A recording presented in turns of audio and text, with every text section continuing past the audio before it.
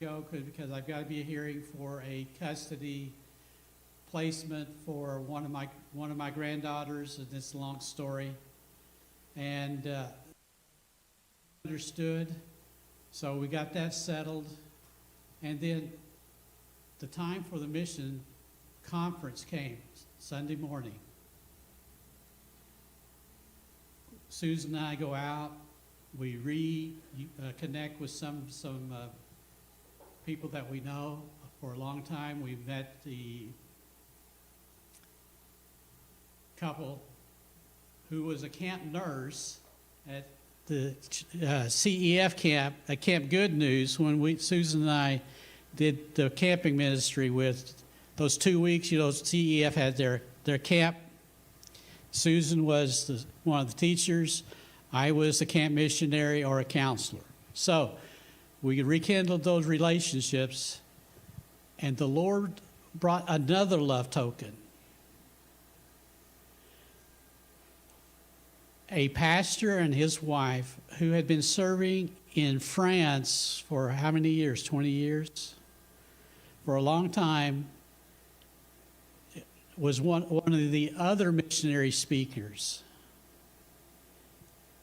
And he didn't know anything about Source of Light. His wife asked, Susan, do you have lessons in French? Yes, we have lessons in French. So that was another love token that God gave. So the normal life of a missionary varies from day to day, just like your life does. But this is what God does. And it is time for Susan to come and do her share, because I've got another story I'd like to tell.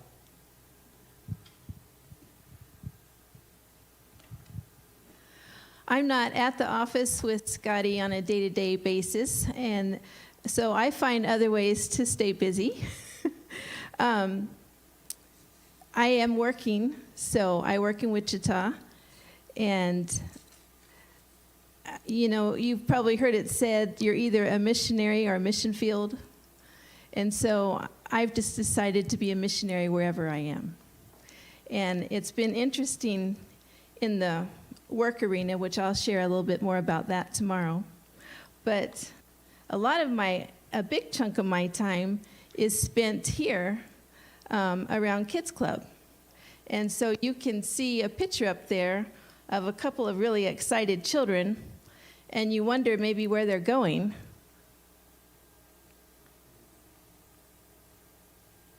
They look pretty excited, don't they? And it looks like they have a lot of fun. Well, they are headed to Kids Club. And what do we do at Kids Club?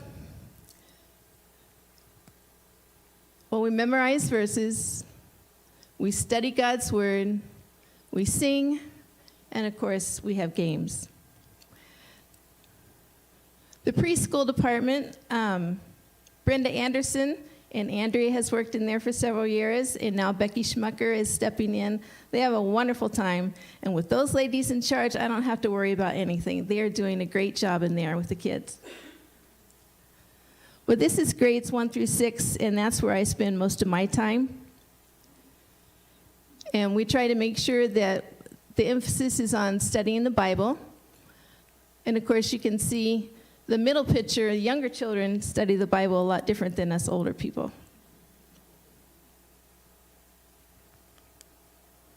Then another thing I like to add to our Wednesday nights is a missionary emphasis. And we have a lot of fun. I retell missionary biographies, and we act it out somewhat. And the kids have all really enjoyed it. We've gone to Africa and China. We're now in the Philippines. So whenever I'm teaching a Bible lesson or a missionary story, I always try to find a place to add the gospel in. And so currently I'm doing the story about Martin and Gracia Burnham in the Philippines. And for those of you that know the story, they were kidnapped by Muslim terrorists. And as they're running around in the jungle trying to avoid the Philippine army, and they're frequently tied up, and it's a very very difficult time, lot of hardships. And as they're running around and they're trying to avoid the Philippine army, of course the terrorists don't want to be caught by the Philippine army. But what was a surprise to me was that the missionaries did not want to get caught either by the Philippine army. And I'm like, well, that doesn't make any sense. But the reason was, by this time, they had been in so many gunfights that they realized that if they were ever caught by the Philippine army, that conflict would be just a terrible gunfight to the end, and they would probably all be killed. So they realized that their only hope was a mediator. And that's where that was my hook to get the gospel in. And so I told the kids, I said, we're just like they are. Our only hope is a mediator, because we are hostages to sin. We were born in sin. The penalty for sin is death, and we can't pay the ransom. But Jesus loved you so much that he died on the cross to pay the penalty for your sin and to pay your ransom.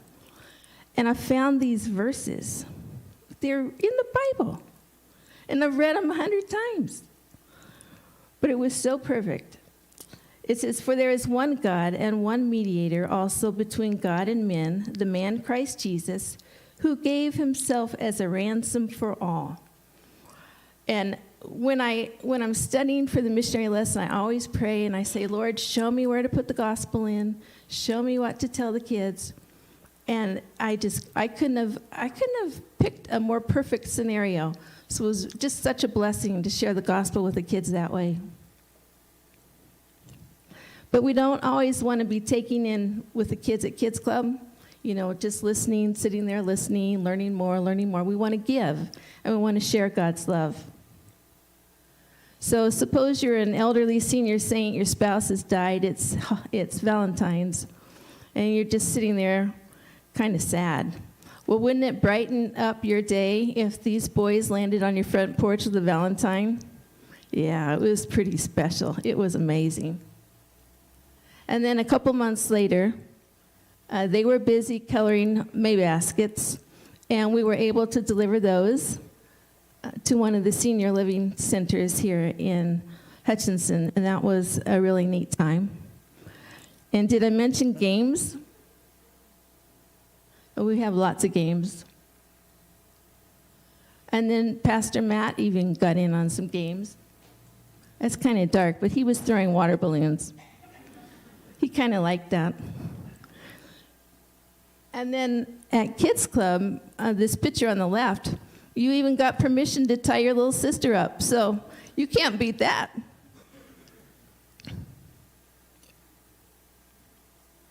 Then we always have a Christmas program, and we try to just stick to the main story, that Jesus was born and he's our Savior. We have 2 goals, right, Jim? We always have 2 goals with the Christmas program. Every child in a costume, every kid on stage. And that might be a little challenging this year because our numbers are really up. But that's a blessing.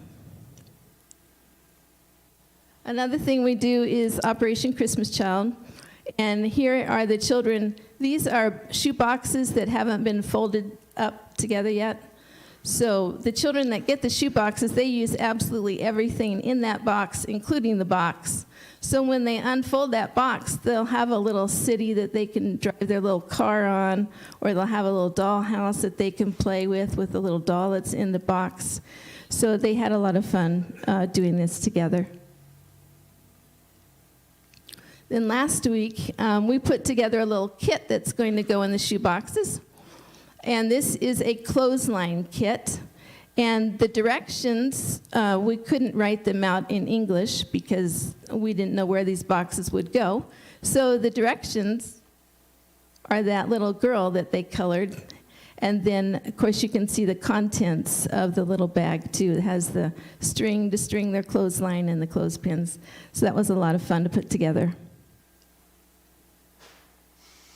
And we are taking donations out here on that table area until November 8th, because November 9th, these kids are going to pack the boxes. We set up a little store downstairs, and they have the grandest time shopping and filling their shoe boxes with items. So if you want to know what to contribute, we've got lists on the table of recommendations of what to put in there.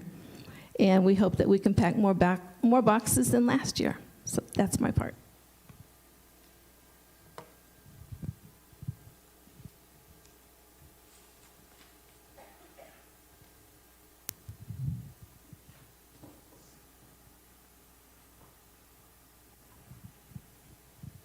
Susan also is has been in the past the editor for our newsletter, and I have just discovered that it has become more of a challenge for me to write it. So I have given it over to Susan. So Susan is writing our newsletters now, and she's also a gifted writer. So, and that's that. I want to share a love token of one of our graduates who graduated taken all the courses of Source of Light. Our ministry is unique because 99% of it is done through correspondence, through the U.S. mail. So over this last 30 years, how many years? 36 years. Source of Light has utilized Source of Light Kansas has utilized the U.S. mail for delivery to our disciples who are incarcerated in many of the jails and prisons across the United States. So our history is that we've been able to provide Bible lessons to those who are incarcerated in over 1,000 jails and prisons across the United States in English and in Spanish. So, and the drawback, or what I consider a down point of our ministry, is we don't have physical contact with 99% of our disciples. So we don't hear a lot from them, but this story is an actual story that I'm sitting in the office in the afternoon, and I receive a phone call from one of our students. He happens to be out of prison now, and he is living in New Jersey. So he identifies himself, and I think his name was David. So David goes on, tells me his testimony and how that he accepted Christ as his Savior. What he was put in prison for was he was an assassin for the mafia in New England. And he got caught. So he's technically a murderer, taking people's lives. So you could consider his heart as hard. But as he came in contact with the Source of Light lessons that we sent out from the Kansas branch, and he got saved.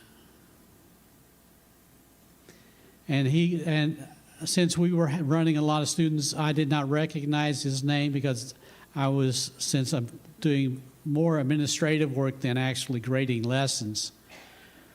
He went on to tell me, he says, I took everything that you had, I grew, I got out of prison, and he became active in a local church. And he also told me that I had become a deacon in his local church there up in New Jersey. That was a love token that I needed to hear personally, the contact with this man. And there are many, many other similar phone calls. And tomorrow morning, I will give you the rest of the story in regard to another student disciple who completed all the courses. And he's faithfully serving the Lord today. So, Lynn, I got to turn it back. Oh, I give it over to Gail. So do stop by and talk with me. I like to share these love tokens. All right, Leon's dangled a little something out there for several weeks for me, so I get to hear the rest of the story. He keeps telling me that, so you have to deliver the rest of the story tomorrow. I know, I'll be there. So, Glenn, I'm going a little off script. I know you're not surprised. But when you're talking to our missionaries today, I just want to point out, Judy, do you want to stand? We have Judy Gunn here from Panama.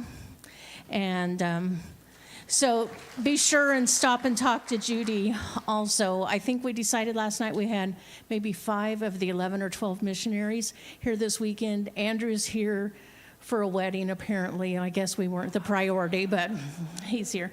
But now we're going to turn this over to Bob and Carol. And Bob and Carol serve with Converge, and we got to talk with all of our missionaries last night, and they are such a blessing, and it's so wonderful to see your heart. So Bob will turn this over. Thanks.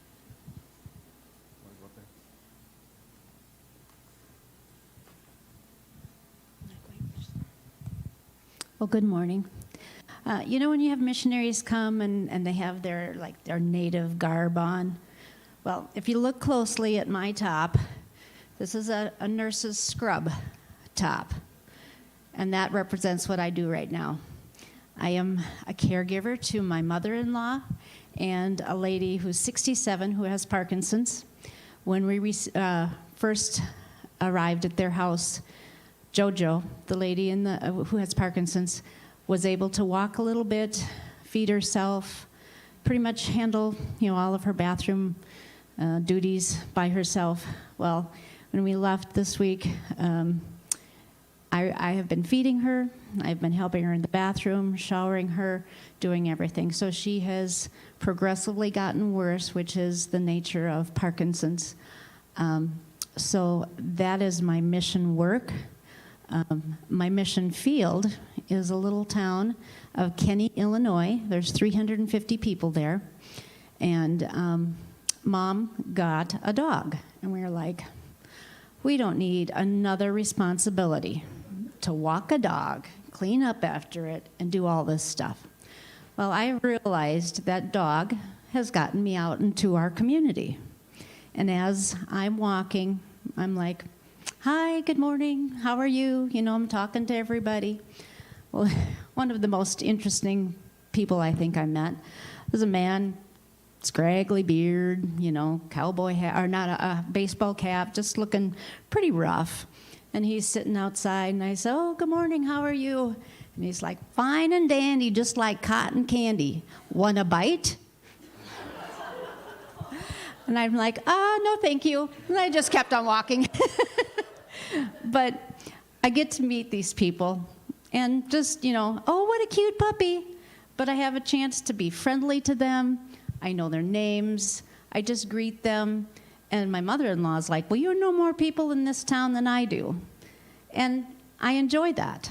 I get to meet people. I get to just share with them a little bit. Not a lot, probably. Well, the Methodist Church in town has asked Bob if he would preach for them. They've been closed for several years. It's an old building and it's falling down, but they want to meet together. So now that I've met all these people in the community, I'm going to say, hey, would you like to come to church? And so that's my mission field and my mission work that I do. I could go into a lot more detail, but I don't think you want to hear about that. Thanks, Carol. I've said for the past 30 years that the real heroes of missions and ministry in general, whether it's pastoring a church in the United States, church planting a new church, or going overseas, are the wives of the pastors who do that work. They carry a huge burden. They sacrifice unspeakable amounts. And while usually, and hear my heart, they're usually following the call of the guy. Okay? I mean, I get it. I feel Lord leading. I express it to Carol. We pray about it. We go. But typically, I'm the one who heard the call. I'm the one feeling that tug. And she's following the Lord's calling vicariously through me, and that takes even more faith. So the heroes, are the ladies here, and the ones who go alone, obviously.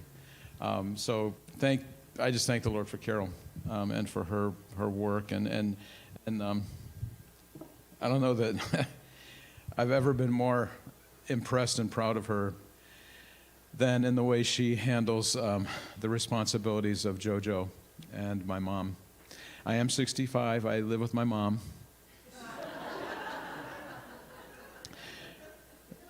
I occasionally play computer games. I don't usually play a lot of computer games, but my life really is centered around the computer.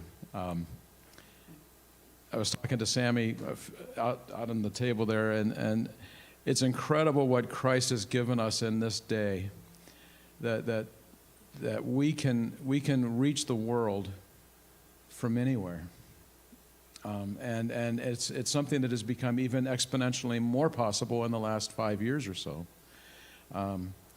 and so the opportunities that we have to make an impact around the globe are just limitless.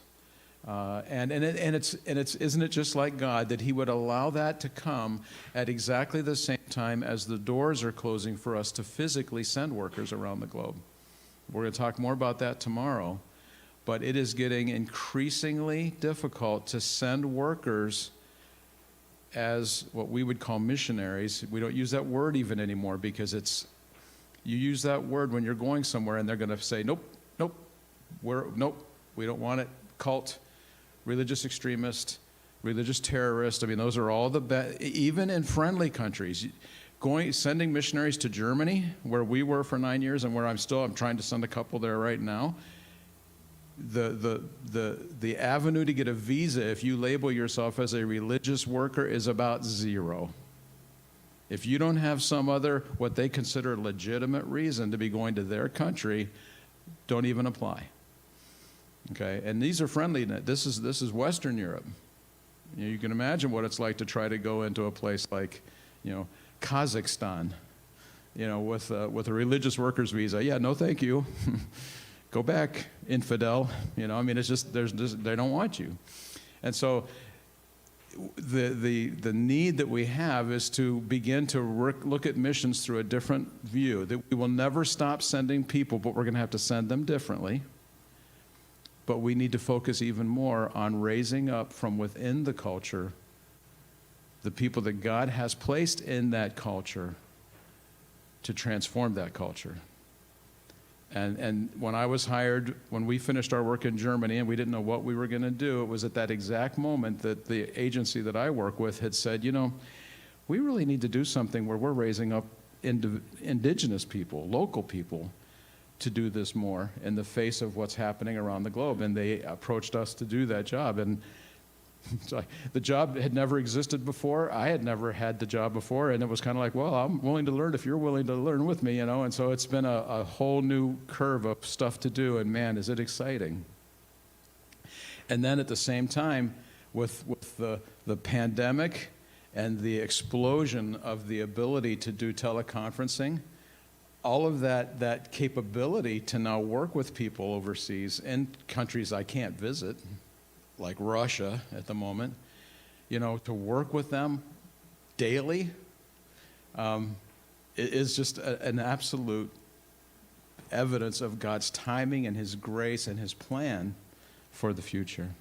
So a lot of my time is spent at the computer, and Randy and I were joking around, how do you spend your day? Well, my alarm goes off at 5:45, and then I go and I take a shower, Here's my day. But I get up and I check messages from overseas because, when I'm asleep, the rest of the world is awake. And especially where I'm working, it's about 11 hours away by time zones. It can be as much from 8 to 11 hours. So I check messages and make sure things are going on. I work with my existing contacts, and they could be in places like, just to give you a kind of a thumbnail, Egypt, Israel, Romania, Ukraine, Russia, Italy, Germany, Sweden, Estonia, Albania, and more. And so I check with those existing guys. What's going on? What kinds of things have they contacted me about? What needs do we need to catch up on or follow up on? What are the projects that we're working with each of those guys? Some mornings I'll have a real early morning meeting with the guys that I work with in Siberia, because for them it's late in the evening, and so that's the only way we can do it. So I'll be on at 8 o'clock my time, and it's 7 o'clock in the evening their time. Or I'll work with them in the evening, and it'll be 7 o'clock in the morning for them on the next day. So it's working those things out, trying to figure out how we're going to do it. But it's following up, connecting with them, communicating with them, taking calls, texts.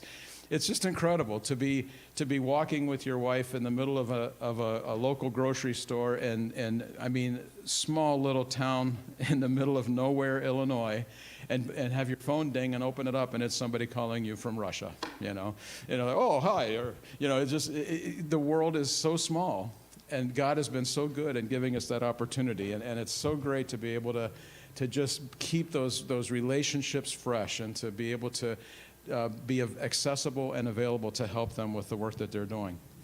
And then sometimes it's not an existing contact, but it's a new person that we'll contact.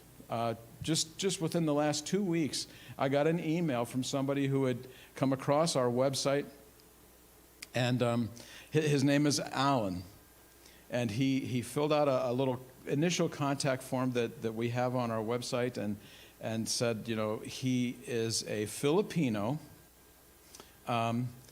who is working among Filipino, what we would call like the social work class, the laborers that are from Philippines who are living in Israel, and they do things like lawn work, and they do some construction work, and they do nanny and housekeeping jobs, and there's a whole subculture population within Israel of Filipinos. Who knew?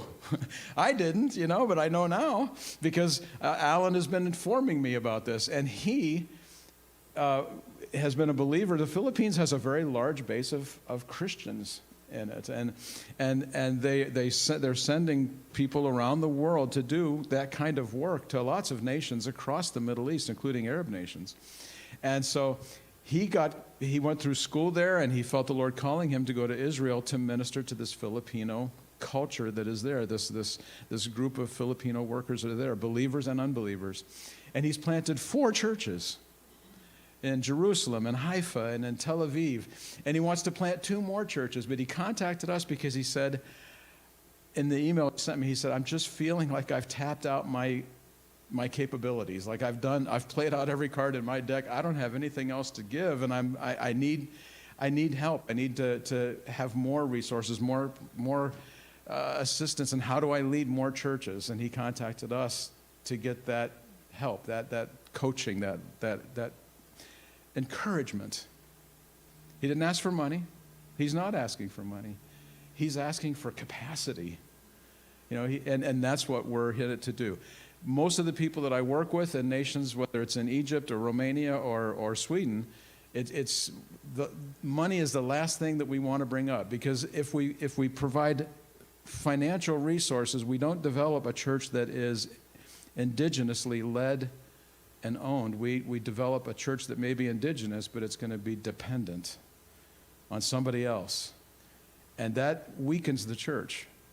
And so we want to help them and encourage them to build and to take responsibility for and to raise up the church and the church leaders and the resources that are needed, and to not feel like they have to fit into some puzzle piece or some shape that we have decided they need to have. You've got to have a building that looks like this, and you've got to have pews that look like that, and you've got to sing songs that sound like this. And basically what they're doing is they're planting a Western church, even if it's led by indigenous peoples. It's not culturally relevant to the people around them who don't know Jesus.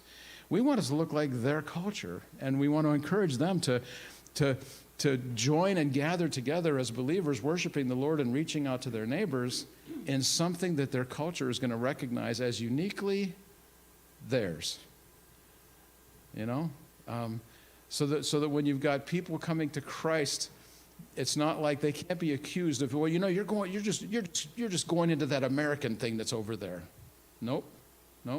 It's not American. It's theirs.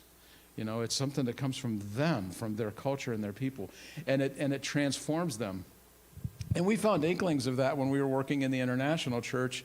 We were planting, kind of the polar opposite of what I'm talking about right now. We were planting English language churches in strategic cities around the world where people from every culture on earth could come and share the English language in common. I mean, and that's a really cool model of a church. If you ever get a chance, if you're ever traveling overseas, I encourage you to do a quick search, and one of your stops on your trip as you're going around seeing all the wonders of the world, see if you can find an international church, and go to a place whether it's in Argentina or whether it's in somewhere in Europe. Go and worship with people from 30 or 40 different countries at the same time. You know, from every continent on the globe. You know what I'm talking about. Ruth has been to, Judy has been to a church in Panama that was planted by our organization there in Panama City by some friends of ours. And it's that way. You know, it's people from Africa and Asia and South America and North America. And they're all gathered together and they're worshiping the Lord, and they come from all these various cultures. And so that's kind of the polar opposite of what we're talking about now. We want a church that looks like home to these people. And so we're really encouraging that to happen within the work that we're doing right now. And it's so exciting to see. And so we're working with people in Egypt and in the Philippines and, in Israel that are Filipino. When I first started this job, the first thing that was kind of handed and said, here's where you're going to begin this new work that none of us knows what you're going to do, was two nations, and they happened to be Russia and Ukraine.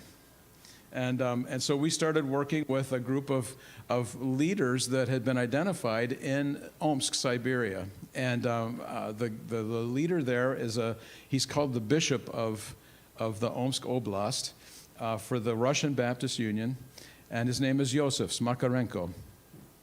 And they have a school there in Omsk that used to be called the Omsk Bible College.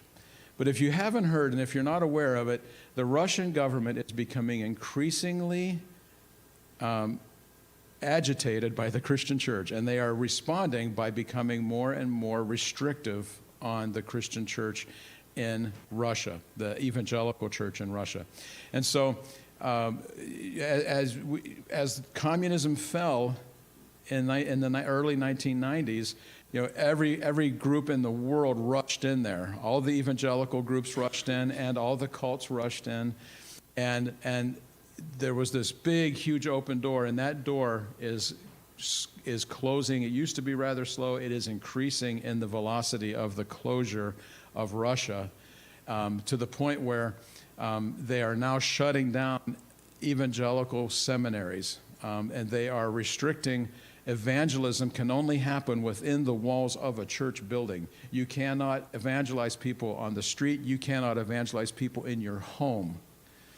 Home groups are technically illegal because Bible can only be taught by a person who is licensed to do it in a building that they've been told they can do it in. And Bible colleges all over Russia, which sprung up everywhere after the fall of communism, are gradually being completely shut down because they've come into those seminaries that are in places like Moscow, St. Petersburg, Novosibirsk, wherever it may be, and they've said, you no longer have accreditation. You are no longer a legal institution. Why not? Because you don't have enough doctors and PhDs to give graduate degrees. Everybody on our staff has a doctorate degree.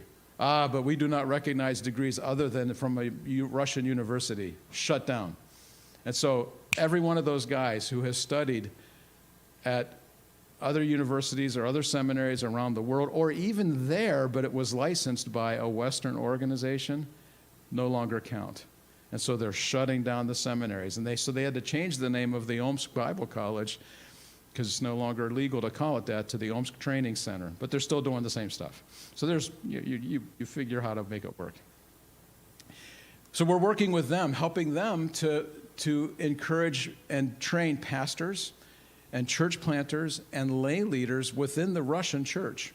And so we've been helping them with a number of different curriculums, but one of them in particular was one that this church in Omsk has an incredible deaf congregation. More than 60 deaf people are part of the Omsk Baptist Church, City Center Church in Omsk. And they are not just a group of deaf people who get together to worship. They are a very missional group. They take mission trips into Kazakhstan. They take mission trips into other cities around Siberia and into Russia.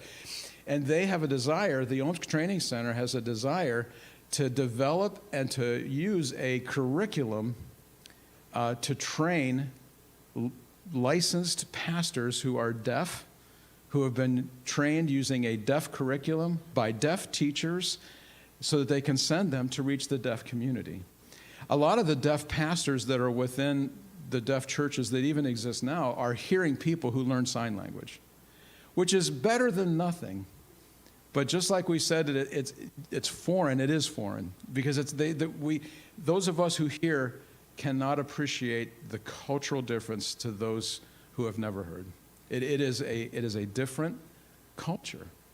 And we need to see that through the lens of understanding what it's like to have somebody come into our church who's from, let's use Ghana, like having talked with Andrew last night. Somebody comes into your church from Ghana, it's not just enough, can you speak English, and then we'll be okay because everything else is exactly the same. Obviously not. There's cultural differences that are just huge, and the same is true with the deaf. So they want to raise up a whole generation of deaf leaders, and so we're working with them. About 5 years ago, Converge, the Lord led Converge, our organization, to begin a global deaf ministry team. And so I was able to take those guys in Omsk and connect them with our global team. And of course, humanity being humanity, American Sign Language is nothing like Russian Sign Language.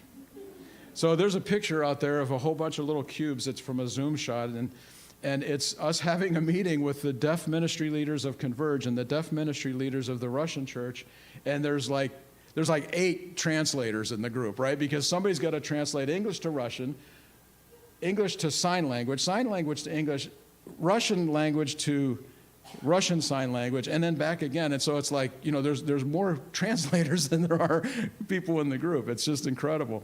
But it's working. And we are working with Bible translation of the Bible into Russian. 2 efforts are currently underway in Russia, and we're working with that and participating in that effort. It's just an incredible thing to be a part of what God is doing there. And then in Ukraine, we were working over these last couple of years with disciple making. I mentioned last night, one of the first pastors I met there said to me, how do I convince young people in my church that instead of chasing after the gold ring of money and everything that they see now, this is a nation that has only been independent for 30 years, right? And all this new generation is like, man, I can chase the brass ring. We can become affluent, and we can become like the Americans.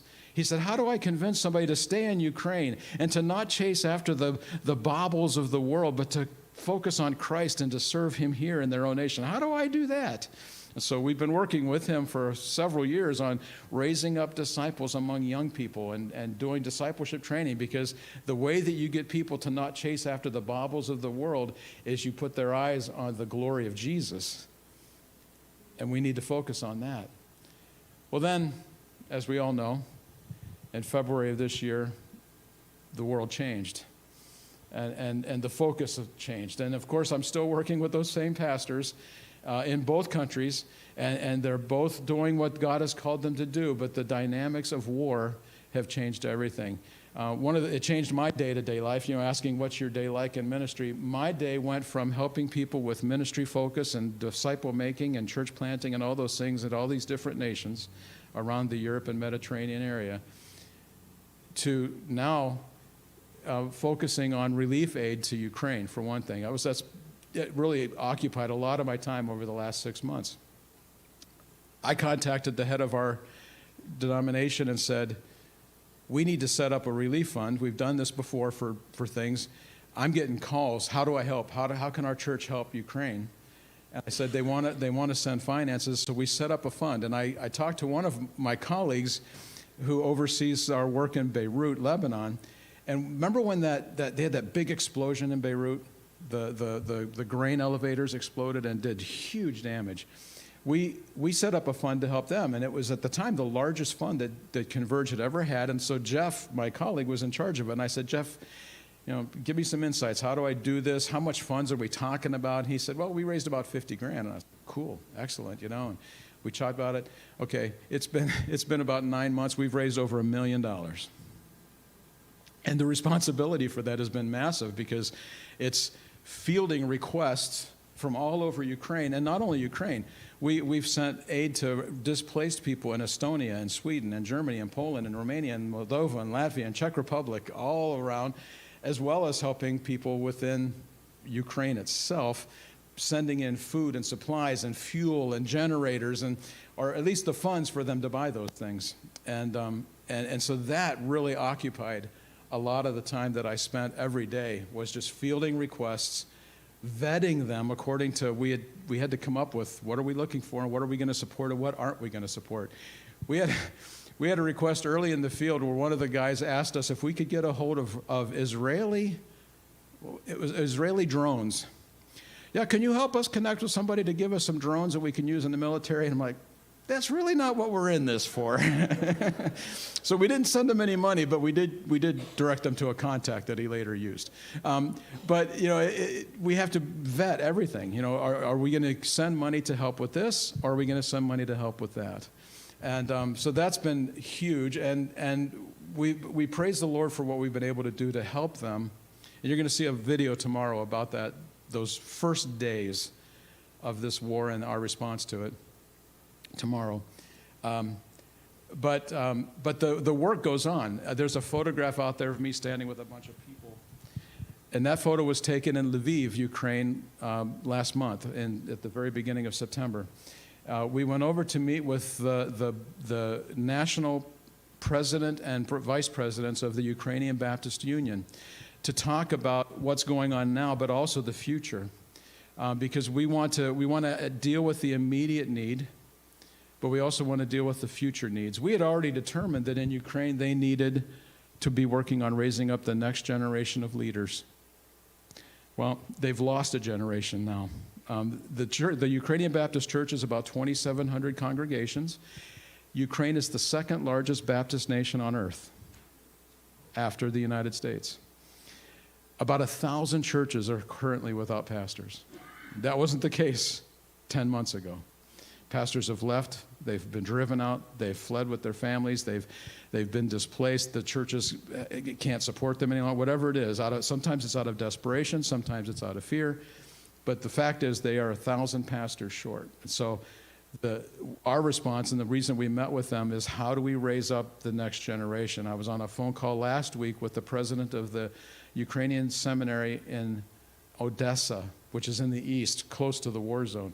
And we were talking about having a new curriculum developed to help, because what's happened is that the elders and the deacons of those churches have stepped in to fill the role that has been left vacant by a pastor who has been driven away, been drafted, been killed.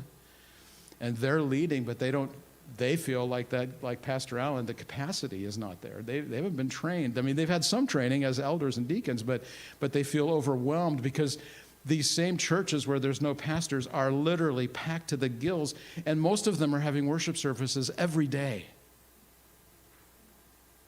among people who have been driven to them or have come to them from the community or from other communities where they have fled, and they're seeking the Lord and in vibrant ways. They really want to know Jesus. They really would need to be helped, and it's being done mostly by these lay leaders who have had to pick up the burden. And so we are working to help the church there, the leaders of the church, pour into those lay leaders, raise them and encourage them, because most of them now are unemployed and not getting any money either. And so how do we provide maybe a stipend to them that will help them to be able to stay there so that they're not watching their children starve while they're trying to stay and serve the community where they are. So it's a huge, huge burden and responsibility, but it's not unknown in church history. You do some study and reading on the church in Rome or the church in the Roman Empire of the first 3 centuries, and you'll find that in the midst of plague, when everybody else fled, it was the church that stayed and ministered to the ill. And it was that, more than any other social thing, that tipped the balance toward Christianity among the Roman people.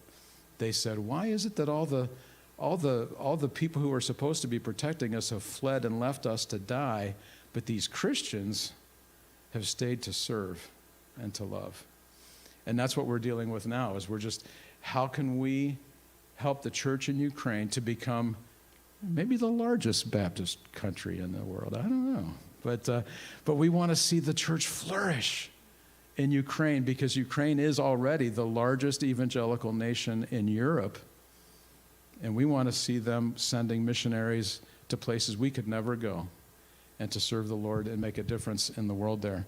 That's only about a third of my list, but we're done. And I thank you. I encourage you and welcome you to come and talk with me out there, and Carol as well, and let us share with you what God is doing in our region of the world. So thank you.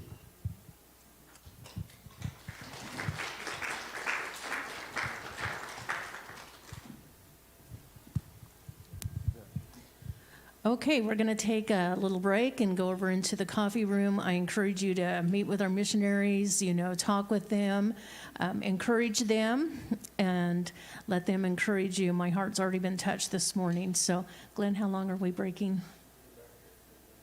Oh, Glenn says we'll be back here at 10:30. So that's the word. Thank you, everybody.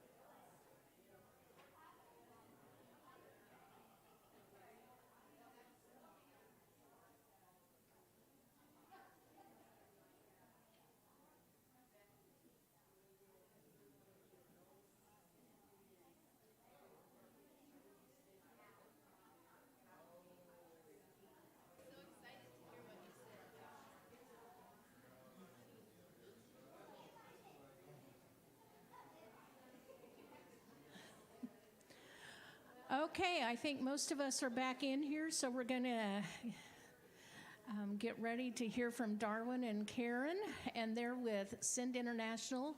They're on home assignment right now, but they have been in Japan, and I can't remember for how many years. 18. I was going to say 18, but I didn't want to be wrong in front of the church. Thank you. Thank you. All right, well, good morning.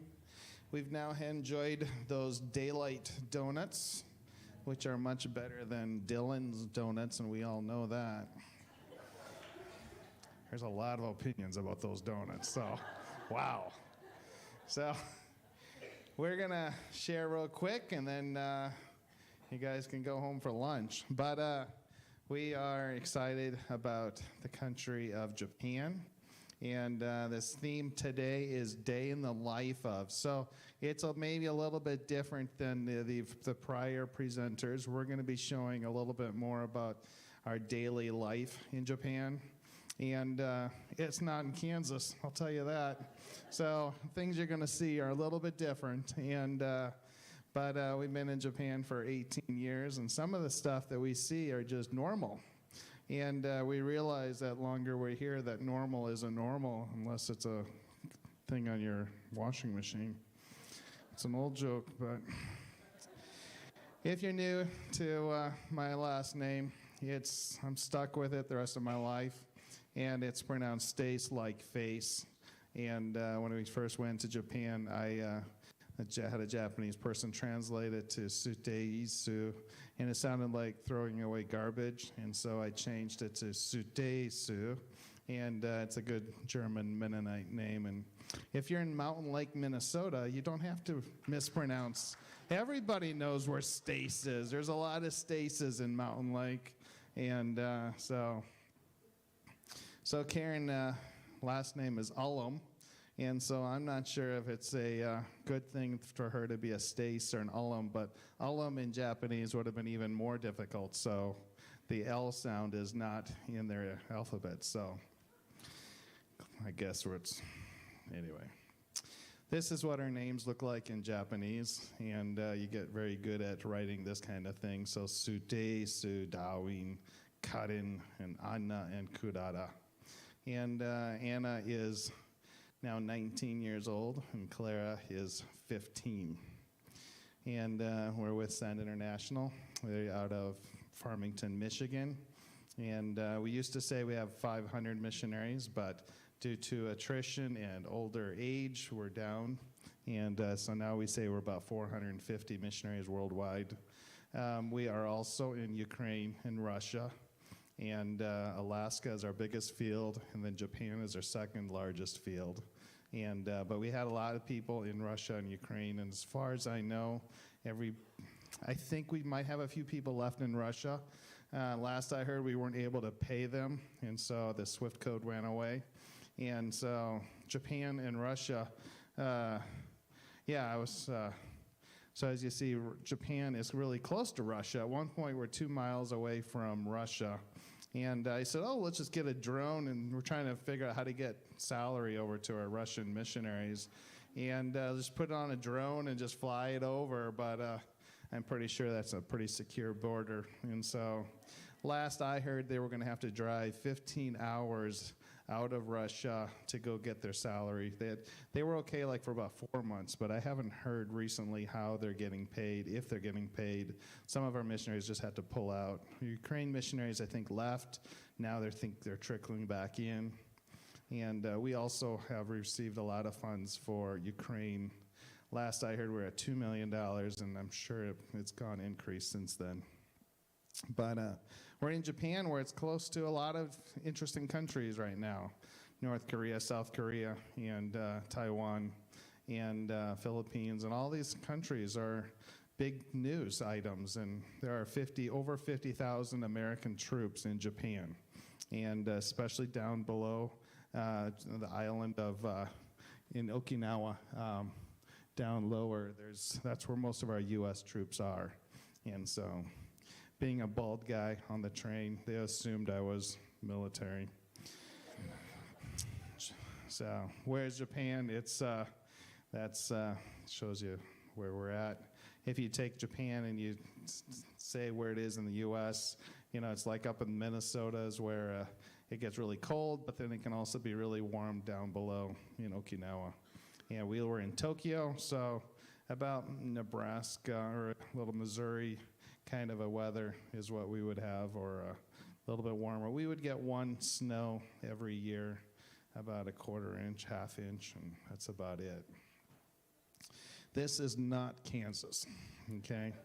This is our typical view, and when you're in there, you don't see a sunrise or sunset. So since June, being here in Kansas, we really enjoy our sunsets and sunrises because we just couldn't see them.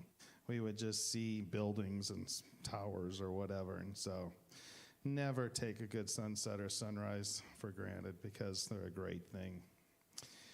Japan is 125 million people, and it's the one population that is not growing due to a lot of social economic issues or cultural things. There's I think is a 0.8 for every couple, there's 0.8 children, so the population's going down.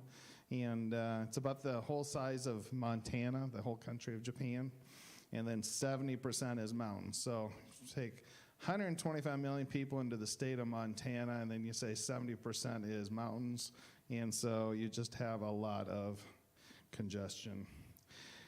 On here, the yen rate I put down is 144. It's now it hit 152 yesterday, and the government intervened, and now it went on to 147.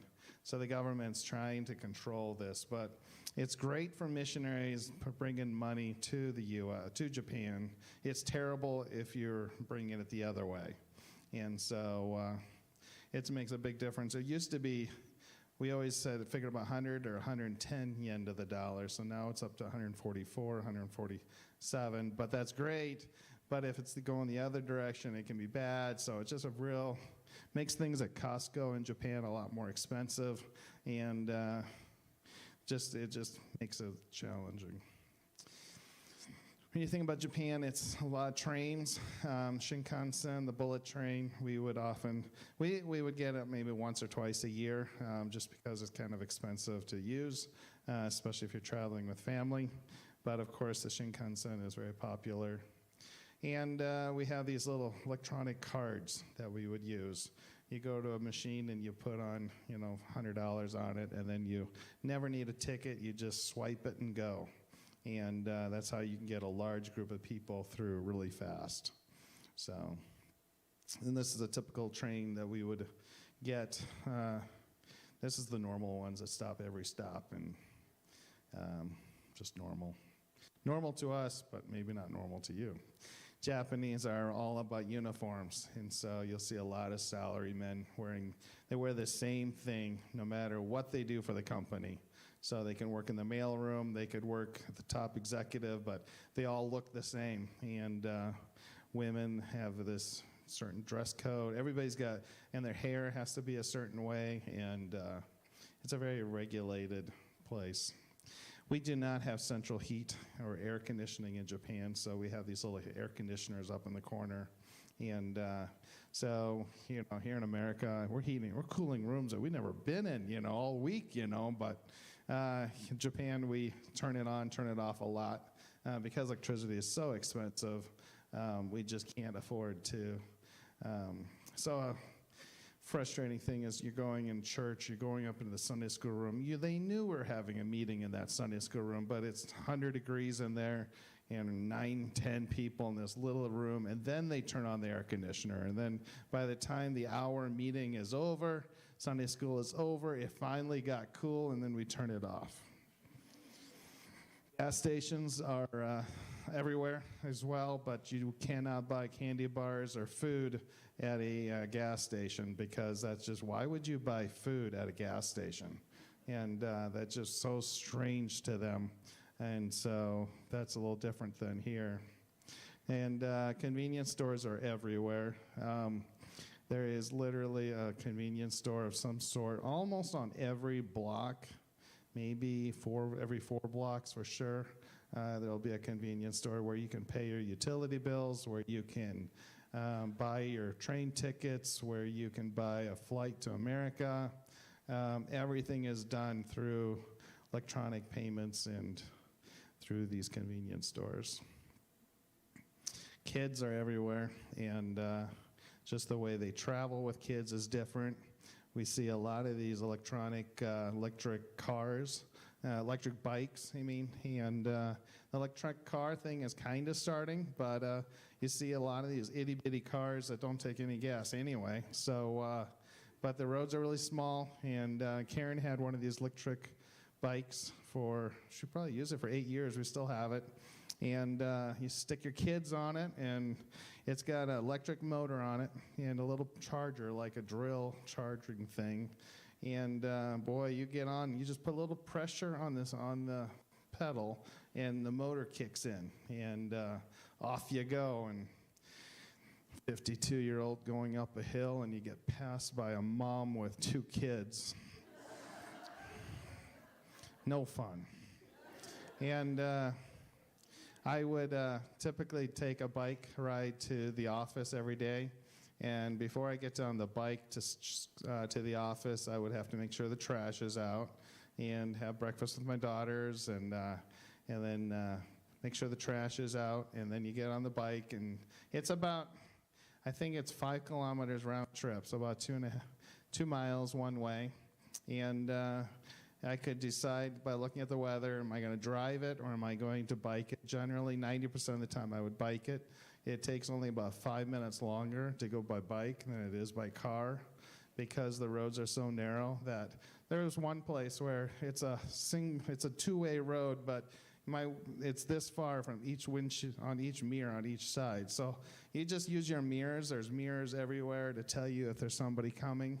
And you just watch your mirrors, and if you see somebody that both went down at the same time, somebody has to back up. I've seen 2 stubborn people sit there, who's going to back up? And nobody's going to back up. And you turn around and find another way because that's not going to resolve itself anytime soon. And our girls would bike to school. Anna and Clara would get to CAJ. I think their record is 5 minutes by bike. They're not stopping at the lights. It would take me 10 to 12 minutes, and they would do it in 5. And that's not following the rules. But they never had an accident, so God protected them on that. Japan is known for its electronics, and so yes, the keyboards are the same, but they have different buttons on them. And so even your computer that you have at home right now, you can add a Japanese font. Microsoft has worked this all out. You can add how to convert your alphabet into different, whatever alphabet in the world is now, but Japan keyboards would look like this. So typically missionaries in America would buy their computers in the States, or now you can buy American keyboards in Japan. Robots are starting to pop up everywhere, selling with a little iPad thing, welcoming you. So at the store, instead of somebody there, you talk to the robot and push your button or whatever, and they just like that kind of thing. They're starting to even replace them we've been to a few restaurants where the robot would, you have an iPad at your table, you order your food, and then the little robot brings out your food, and you take it off the tray, and then he goes back, and that's just the shortage of workers. They're replacing them with robots. Home stores like Home Depot have unique names. One of our favorite ones was Joyful Honda, which was a Lowe's. And you can't buy a car. And I guess they're joyful there, but it's a home store. I didn't realize how normal this was until you get here, and everything is a 3-pronged outlet. In Japan, everything is a 2-pronged outlet. And it's 100 volt versus 110 here. So your computers are fine. Don't bring a toaster, a crock pot, anything with a heating device from America and try to connect it to 100 volt. It just won't work real well. And missionaries in the past thought it was fun to bring ovens from America. Well, for 9 years, we lived in the same house where you have to ignore your light, your clock on your oven because it was never right. because of that 110 volt change. But you get used to it, just like. The food is amazing, and my dear wife is going to talk about the food. She doesn't know that.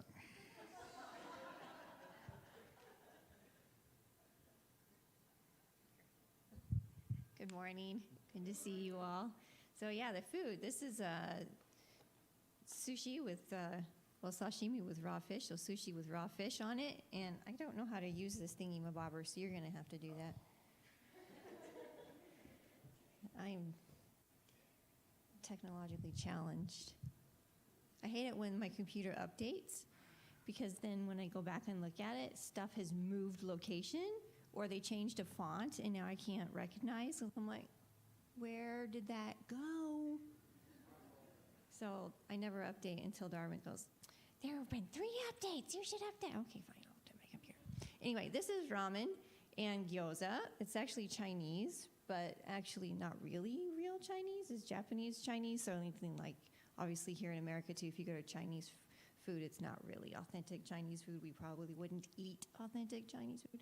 Anyway, this is rice balls, or onigiri, and those are really popular. They're just sticky rice. This one has tuna mayo inside the center of it, and then it's wrapped in seaweed. That's Japanese seaweed. I prefer Korean seaweed that has a better flavor. Japanese seaweed tastes more like paper, but it's really good. Shoyu is in everything. Soy sauce is in everything. You can actually buy this particular brand at Dillon's. So some of the stuff is becoming more popular here in America. So that's nice. We can come back here and buy some of those flavors that we still enjoy. Those are cold noodles. The noodles with all the vegetables and meat are cold noodles, and you often eat those during the summer when it's super hot, and you just put a cold sauce over the top of it, and you have a really good light meal that fills you up, but it's not heavy feeling because you're just so hot. It's so humid and hot. And then, I don't know, what are those over there on the side? Oh, those are little sushi roll things. Those are cucumber rolls, probably. The girls really enjoyed those. And then you have curry rice. That's really super popular. And when I first went, I didn't really like curry rice. And that's kind of the thing. If you go to church and they have a meal, it's often curry rice.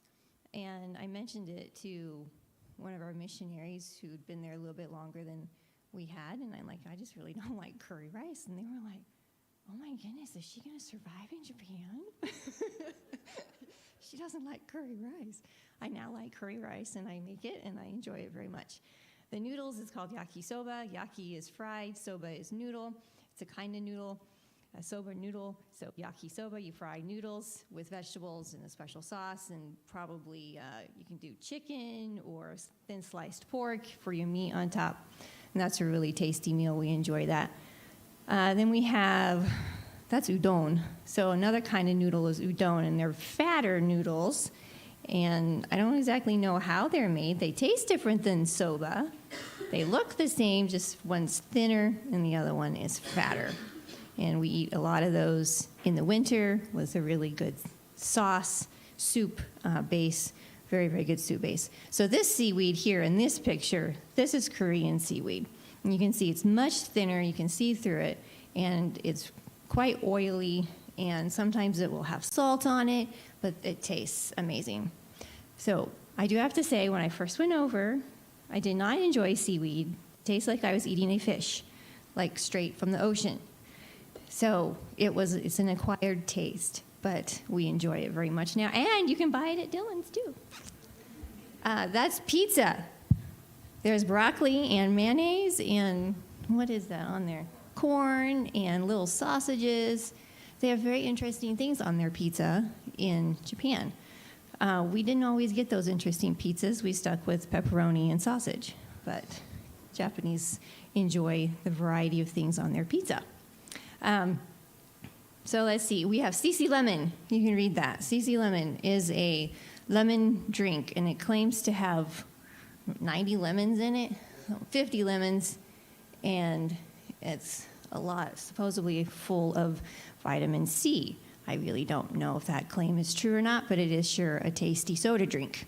We enjoy it very much. Obviously, Coke is very popular in Japan, and most recently, we've been able to find Dr. Pepper more readily. So Dr. Pepper is not a popular flavor as much as Coke and Pepsi.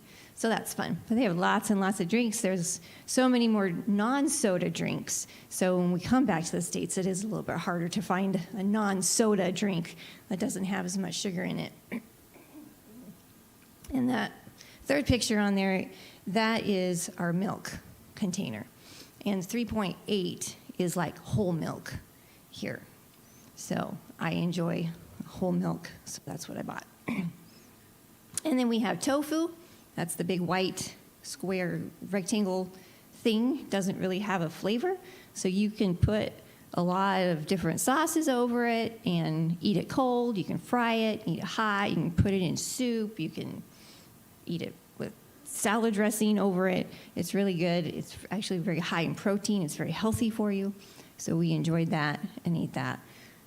Those weird looking bean things that has got lots of stringies hanging from them, that is not cheese.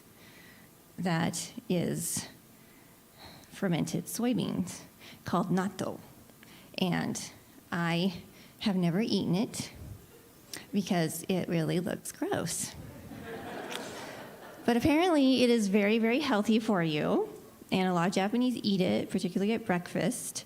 Some of our missionaries are more spiritual than I am, and they have taught themselves to eat natto by putting like jam and honey and like really good tasty things in it, and then naturally working themselves to being able to eat it plain like that.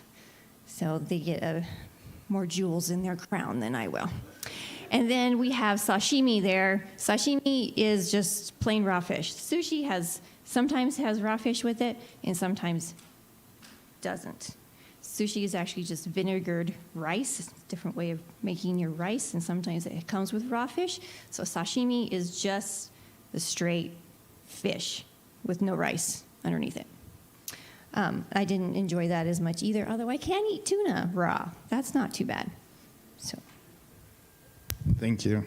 When I think of natto, I remember growing up as a kid, cleaning out the soybean bin, and that rotten beans that end up at the bottom, it's the exact same smell. And it is really fermented soybean. So I would eat it and I would smile, but I don't like natto either. So real quick, we're running out of time, but Japan is a very religious country, and it is one of the biggest country I've heard in the world that allows missionaries to come in on a religious activity visa. And it is totally open to the gospel, and there is no restrictions. We can say whatever we want, distribute tracts wherever we want. Just make sure you have a license to do so, but it's just an open country, and there are churches all over Japan. Small, but there are churches in Japan. The largest, there's two religions in Japan. Shintoism is the native religion, so this would be the emperor is the top guy of Shintoism, and everything is a god. And so Mount Fuji's a god, trees are a god, rocks are a god, just everything you can think of. 8 million gods at least in Japan, and that's Shintoism. Buddhism came in around the 6th century, and that had its own unique things, but so they combined Shintoism and Buddhism so that today, if you ask them, if you're Japanese, you're both Shinto and Buddhist, and they have no problems being both. So the challenge as a missionary is they want Christianity to be one of their other gods, and so the challenge is sharing the gospel to say that Christianity, you have to get rid of your Shintoism, Buddhism, idols and stuff like that, and they want to.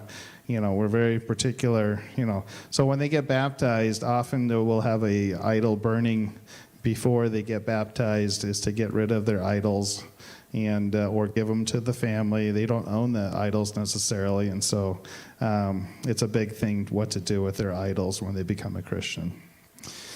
Today we say there's about 0.3% evangelical, and that's stayed the same for at least 20 plus years. And if you add different what we would call cults or other religions, Catholics and everything, then it's like 1.2% or something like that. But evangelical, we say about 0.3% of the population. Interesting, Japan is the second largest unreached people group in the world, with Bangladesh being the first. Because everybody in Japan speaks English, it's considered one unreached people group. And it's the largest unreached nation open to missionaries.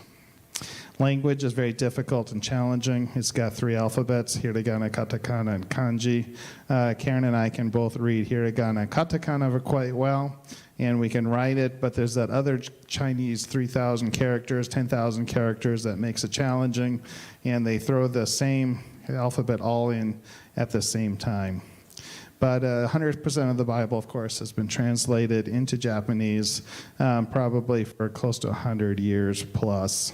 And there have been 2, 3, 4 different revisions of the Bible. So the Bible is clearly in their language.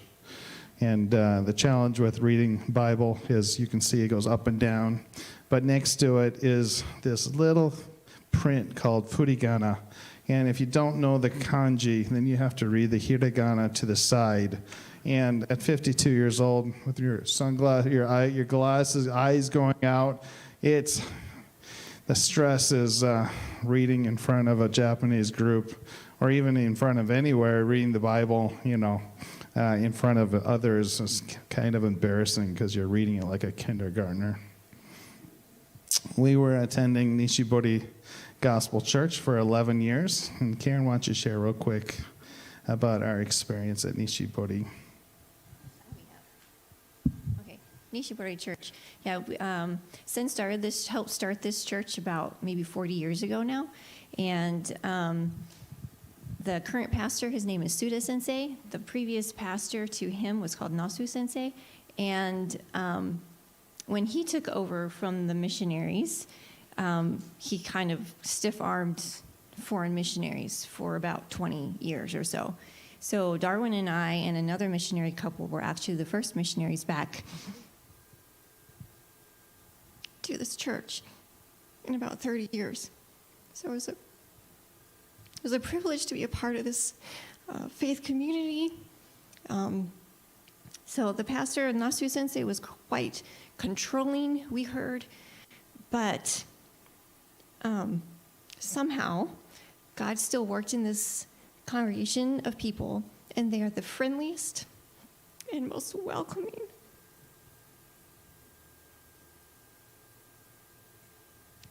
welcoming congregation that we have ever met. And that's saying something of God's work in people's hearts. We were part of their congregation for 11 years. We did our best not to cause trouble. So we took more of a support backseat to their ministry. We wanted to come alongside and just encourage and build up the Japanese believers in the church to continue doing the ministries of the church and growing in their faith and encouraging their families and being part of that. So I was blessed to be a part of their Kangaroo Club, which is what they called their ministry to women with young children. And when I first started helping out with them, we probably had 10 or 15 ladies. And as the culture has changed, women are going back to work earlier and earlier in their children's lives. So the moms that are my age and about 5 years older than me waited until their kids were entering middle school before they went back to work, part-time or full-time. Now the moms are waiting till their babies are about 6 or 9 months old, maybe a year old, and they're going back to work. So over the years, our membership has just slowly declined. And right before COVID hit, we had maybe one lady coming consistently. And, and the women of our church were getting jobs again, so the workers to actually do the ministry in the church, we just didn't have them. And the younger moms weren't stepping up to take over because they had other responsibilities and that kind of thing too. So I wanted the ministry to end earlier than they did. It's a Japanese thing. You start something and you just do it. And COVID just kind of shut it shut it down completely. But it was a privilege to be part of that group of women who the Holy Spirit led them to start this ministry without any other outside influence. A lot of churches in Japan still rely on missionaries to start things, and we're starting to see a bit of a change in that, where the Japanese Christians in the churches are starting to be more willing to start their ministries. And I think we missionaries are learning to be more careful to bring Japanese alongside instead of coming in and saying, let's do it this way. So I had some really awesome ideas that I shared to a few of my friends in this church. I'm like, we should do this. And they were like, oh, well, that's very nice. And then we didn't do it. So it's really cool to see how God works in the lives of Christian people everywhere. And we were privileged to be a part of this church for about 11 years. It's always fun driving home after these presentations. Because our girls were in a Japanese church for so long, they started resisting going to Japanese church and sitting through services that they did not understand. And so we as good parents thought it was a good time to change churches to an all-English environment. And so we changed in 2020 to this church called Kurame Bible Fellowship, which was on the same campus of CAJ, where our girls were attending. And in 2020, something worldwide happened. And it was called COVID. So we thought we were doing good by bringing them to an English Sunday school. Sunday school never happened for 3 years. And so our idea of changing them to English Sunday school never happened, but they did go to this English service. And it was on, KBF went online for at least a year. So that was a challenge of COVID. And so we changed churches, but then we ended up watching this church online. Then they didn't like this church watching it online, so we started watching Union Valley online. We watched different churches online in the States. And so it was a challenge, that whole church thing during COVID. And so we got to save something for tomorrow. And so we're going to skip a few things, and we're going to have fun talking tomorrow. And so I'm going to leave something for tomorrow. And we're going to watch this. There should be sound to this. Day in the life.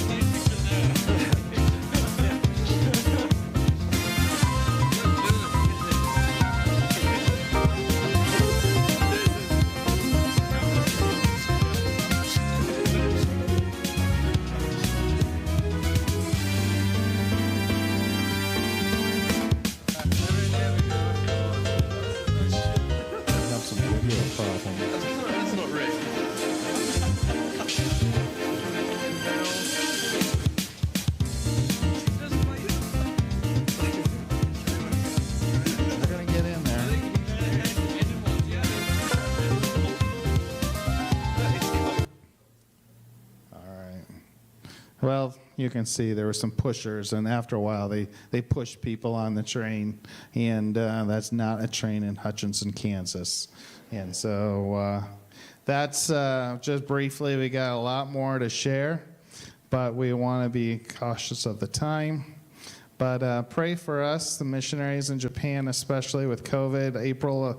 October 11 was the first time that they finally opened the borders. 3 years they closed. And so it's hard to describe being stuck in a country when an email comes from your president saying, you need to go now or plan on staying. And so we stayed, and we didn't know how long. We canceled trips to America, and we stayed, not knowing how long we were, in a sense, stuck in Japan because of this thing called COVID. And it takes its toll on us, and we weren't allowed to leave for a couple of years. And so now it's open again. So, of course, there's still 100% mask wearing in Japan, even today. And that's just the nature. So thank you, and we could look forward to sharing more tomorrow. So thank you.